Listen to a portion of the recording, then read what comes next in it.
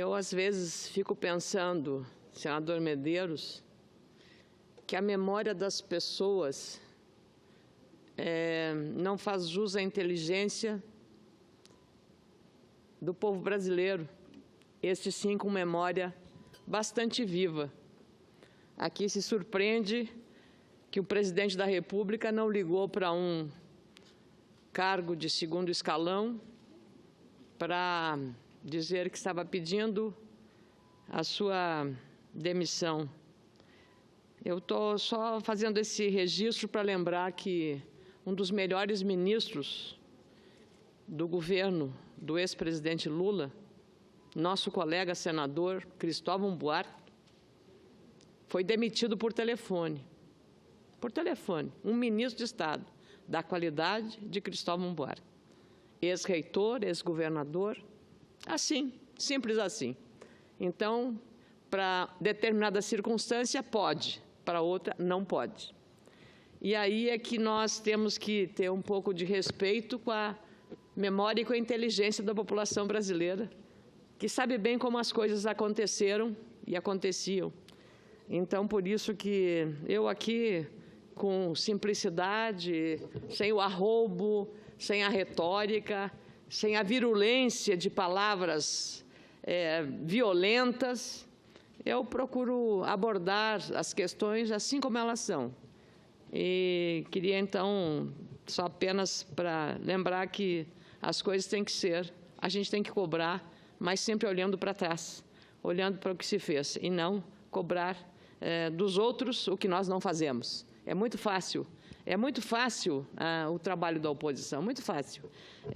Difícil trabalhar para um país que cresça, que melhore as condições de vida. Aliás, diziam que Getúlio foi o pai dos pobres e a ex-presidente Dilma era a mãe dos ricos, porque foi no governo dela em que a taxa de juros foi a mais alta que nós tivemos na nossa história. Então, vamos colocar as coisas e os pingos nos is como foi.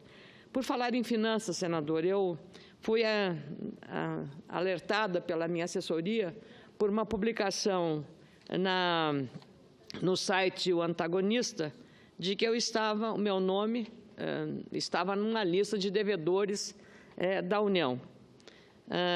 A Folha revelou mais cedo, e o Antagonista publicou a íntegra, a Folha revelou mais cedo que parlamentares que devem à União 3 bilhões em tributos inscritos na dívida ativa tentam se beneficiar com o perdão de débitos previsto na medida provisória que institui o PRT, Programa de Realização Tributária. O projeto está sob relatoria do deputado Newton Cardoso Júnior, PMDB de Minas Gerais, que acumula débitos de 67,8 milhões em nome de suas empresas. A Procuradoria-Geral da Fazenda Nacional divulgou há pouco a íntegra da relação de deputados e senadores que devem à União, além de doadores em débito que financiaram campanhas eleitorais.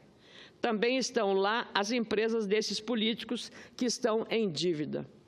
Eu gostaria de primeiro saber qual é a relação entre uma empresa que até 2010 e 2014 havia a possibilidade de que doações de empresas privadas podiam ser feitas a candidatos de partidos políticos inscritos nas eleições daqueles 2 anos, 2010 e 2014.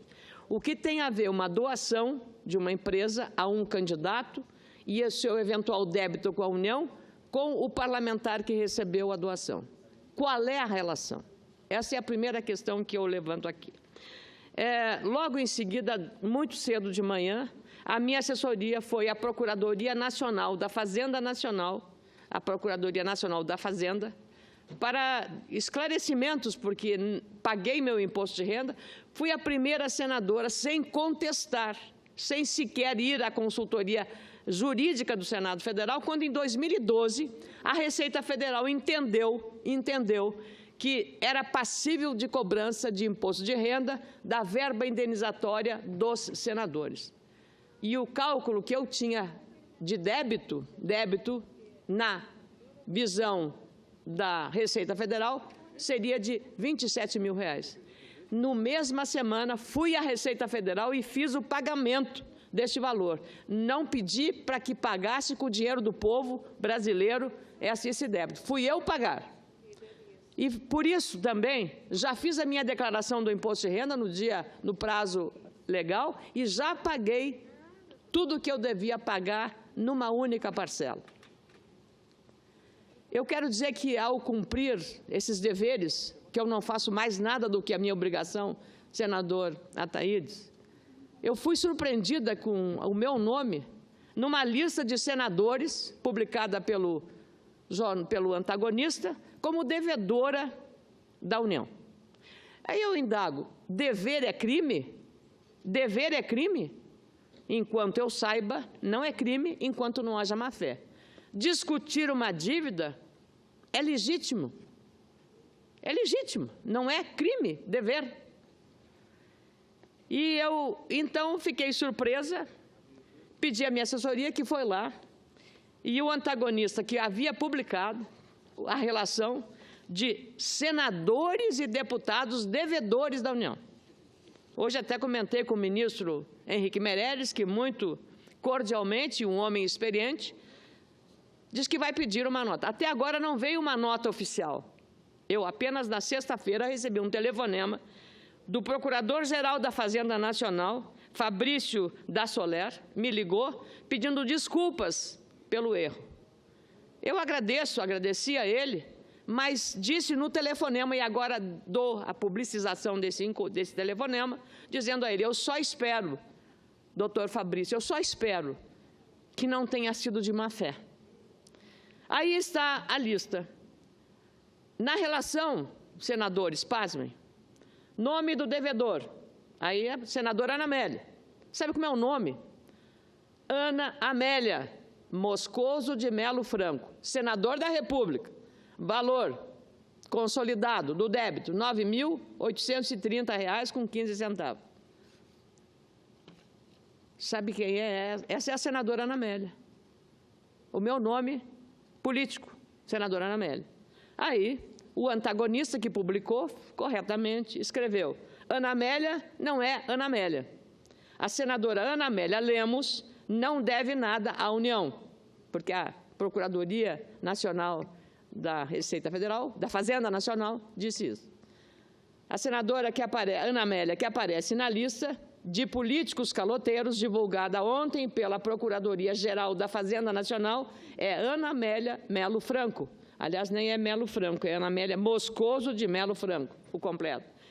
Uma candidata derrotada a vereadora no Rio de Janeiro. A Fazenda Nacional, a Procuradoria-Geral da Fazenda Nacional, não pode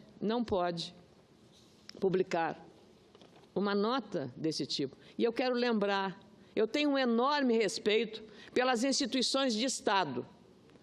E quem é que vai, e já recebi isso publicado, que eu sou devedora, quem é que vai reparar o dano moral de uma publicação dessa natureza? Quem vai reparar? Eu votei contra a lei de abuso de autoridade. Votei contra. E por isso que eu tenho um respeito pelas instituições. Eu quero ter o mesmo tempo, senadora Regina, por favor, dos senadores que me antecederam. Então, não, eu sei. Usou 10, já prorroguei 5, estou prorrogando mais 5, quanto a senhora puder. Eu quero falar o tempo dos outros oradores e tenho certeza que Vossa Excelência será justa comigo também.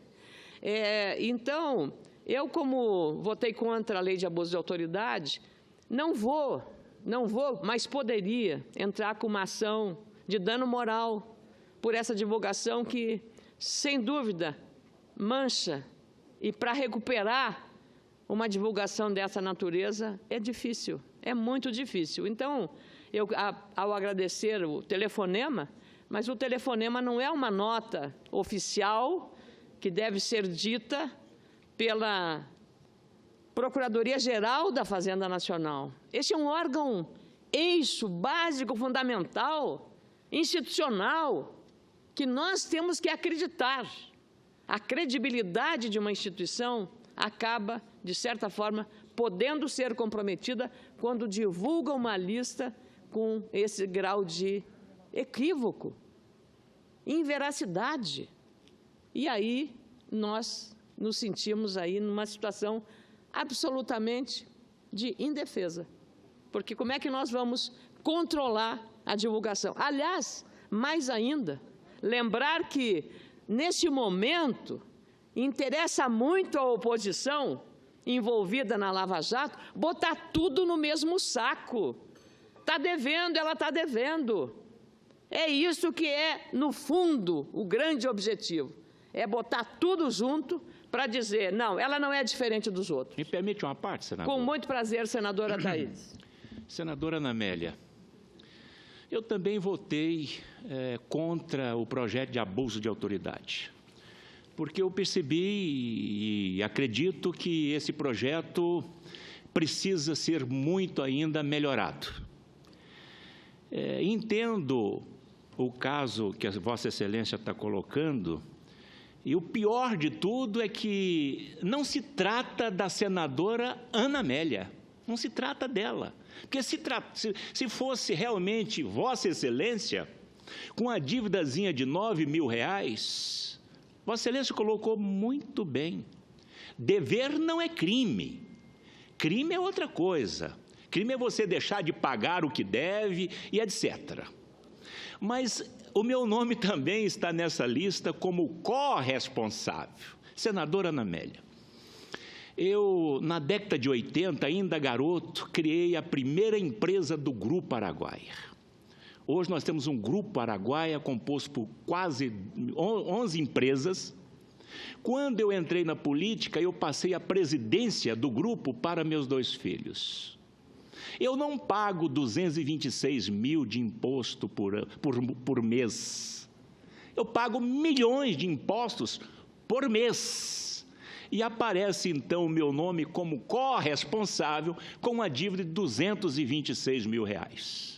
Um absurdo isso. Eu liguei imediatamente para o meu filho e disse para ele, por favor, olhe o que é que nós estamos devendo de impostos. Claro que empresa deve, né? Nós temos impostos parcelados. Ele está junto com a nossa contadoria, verificando o porquê desses R$226 mil. Então, isto é lamentável.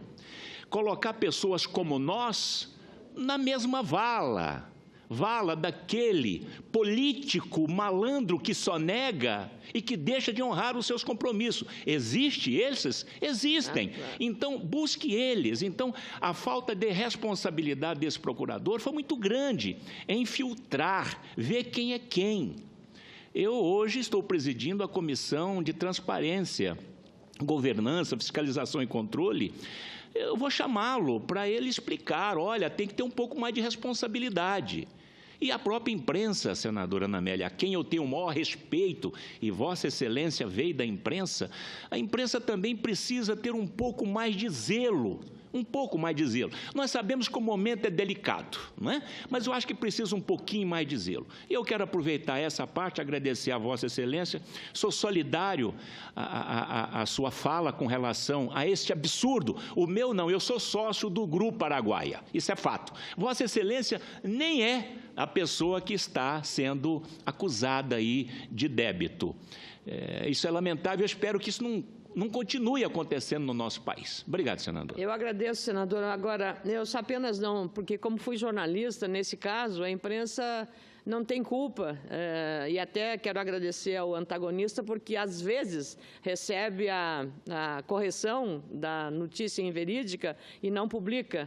Acontece, eu não defendo esses profissionais, eu defendo o que fez o antagonista com senso de responsabilidade de corrigir, porque, na verdade, o erro original foi da Procuradoria da Procuradoria-Geral da Fazenda Nacional ao divulgar uma lista sem o devido controle. Nós precisamos de transparência, a nossa vida tem que estar, nossas declarações estão todas abertas ao conhecimento público, não há sigilo fiscal sobre isso, está aberta, tem que estar aberta. Agora, isso é que não pode acontecer, jogar na lama, jogar no mesmo saco todos os nomes. Então, eu queria fazer esse registro e agradecer a manifestação e também a posição do ministro Henrique Meirelles, que, ao ter colocado a ele isso, e também o telefonema, recebi um telefonema do procurador da Fazenda Nacional, doutor Fabrício da Soler, falando, pedindo escusas, admitindo o grave equívoco que foi feito, mas eu acho que a Procuradoria precisa fazer uma nota pública sobre essa questão para evitar a coisa. Eu queria também abordar, e em seguida passo ao senador Medeiros.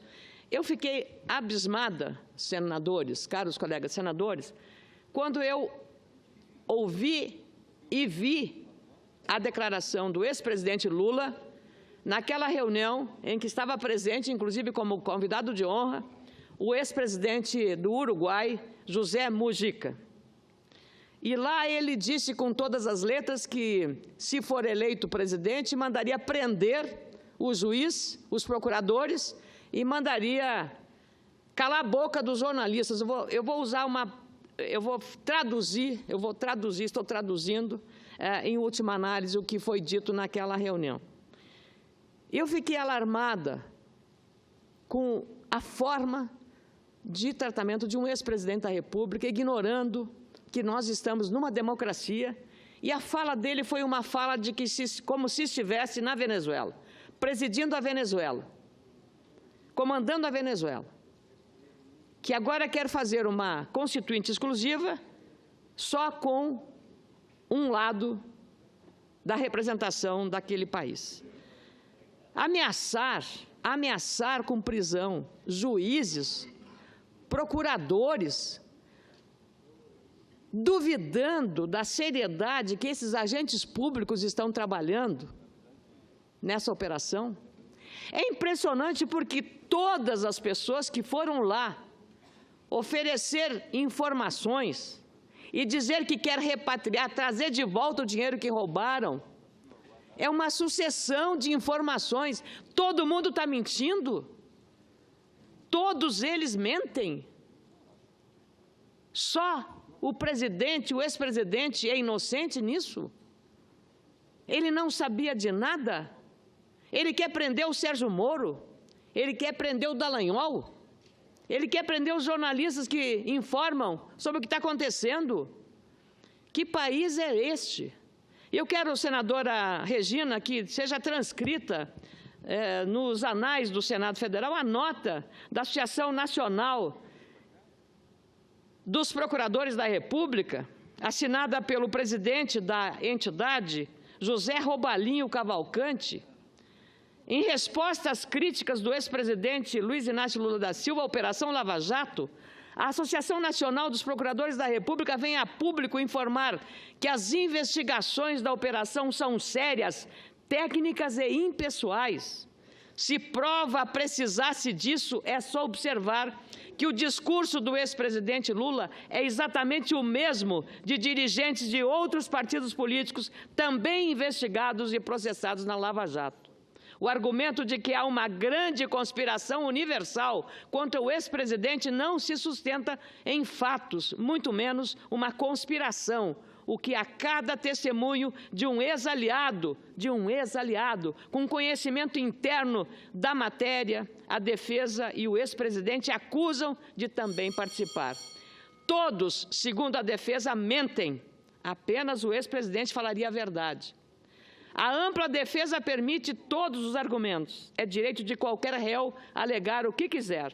A justiça, independente e técnica, decidirá. É assim no Estado democrático de direito. Não há outro caminho, não há atalho para a lei, mesmo que o ex-presidente queira ser tratado de forma diferente. Aqui se diz, o presidente não está acima da lei. Não está, não pode estar, ninguém está acima da lei. Mas e por que, então, ele quer um tratamento diferente no depoimento que precisará prestar ao juiz que conduz esta Operação Lava Jato, Sérgio Moro? Por que ele quer um tratamento diferente se ele diz que é igual, não está acima da lei? Querer um tratamento diferente é, sim, querer um privilégio, um tratamento diferenciado de que nenhum dos outros réus teve, senador Medeiros. Nenhum outro teve tratamento diferente. Por que ele quer um tratamento diferente na filmagem, na transmissão ao vivo, no espetáculo da operação que tem que continuar trabalhando com muita tranquilidade e serenidade? A ampla defesa permite todos os argumentos. É direito de qualquer réu alegar o que quiser. A justiça, independente e técnica, decidirá, repito. De resto, apenas lamentar a frase que soa como ameaça de que supõe-se legitimamente que, depois de mais uma vez eleito presidente, irá mandar prender os que investigam. E também censurar a mídia, porque vai criar um conselho de censura e controle da mídia. Isso não irá deter, diz a nota, qualquer agente do Estado ou a marcha serena e impessoal da Justiça, mas não é uma declaração digna de quem, por 8 anos, foi o supremo mandatário do país. O ex-presidente sabe muito bem que os chefes do Executivo não mandam prender ninguém em um Estado de Direito.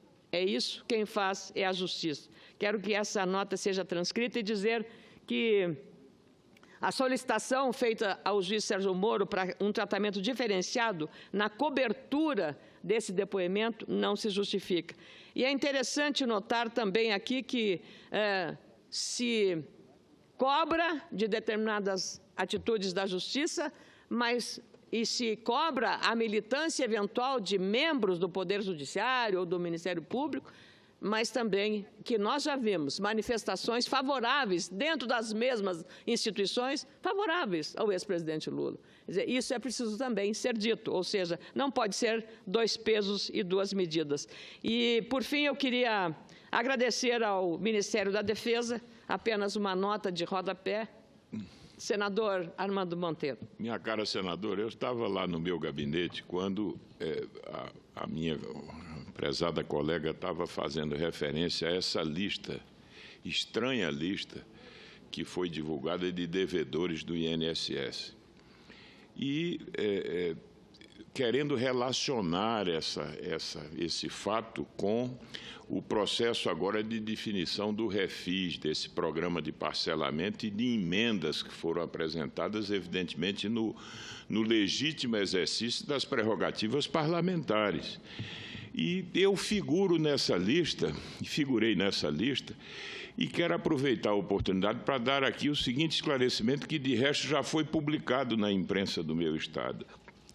Eu figuro como pessoa física, nenhuma pessoa jurídica vinculada a mim aparece com qualquer débito, e essas multas dizem respeito a um saldo correspondente a multas eleitorais da coligação do pleito passado, que foram objeto de parcelamento em julho de 2015 e que estão sendo pagas rigorosamente em dia, porque sabe Vossa Excelência, que já disputou a eleição majoritária, que o candidato que encabeça a chapa, ao final, é responsável por multas aplicáveis em qualquer lugar do Estado. Então, eu tenho documento da Procuradoria falando de regularidade do parcelamento que foi feito e de exigibilidade suspensa. Portanto, é muito estranho que isso apareça dessa forma, e eu quero, sobretudo em relação àquilo que fizeram com Vossa Excelência, me associar a essa sua justa indignação e também manifestar a minha estranheza com a forma com que essa lista foi vazada. É preciso que haja um esclarecimento mais consistente da própria Procuradoria. Muito obrigado. Eu agradeço, meu caro senador Armando Monteiro, e Vossa Excelência, com esse depoimento, ex-ministro de Estado, que, como eu, teve o rigor de cumprir todas as determinações legais. Disputamos em 2014, Vossa Excelência em Pernambuco, eu no Rio Grande do Sul, o zelo exatamente para cumprir a lei.